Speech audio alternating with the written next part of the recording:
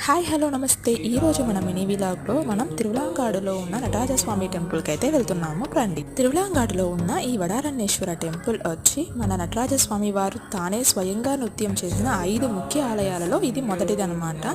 స్వామివారే స్వయంగా ఇక్కడ కాళికాదేవితో నృత్య పోటీ అయితే చేస్తారనమాట.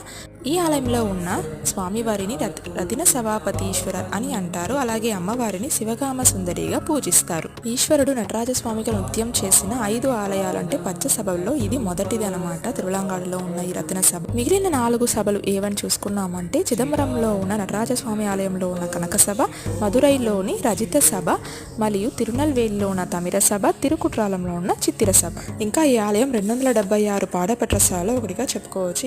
ఇంకా ఈ ఆలయం గురించి పూర్తి వివరాలను అలాగే ఎలా చేరుకోవాలి ఆలయానికి అనే అన్ని విషయాలు కూడా డిస్క్రిప్షన్లో ఈ వీడియో ఒక లాంగ్ వీడియో అయితే లింక్ ఇచ్చాను, చూడండి. Thanks for watching. Please subscribe my channel. Thank you.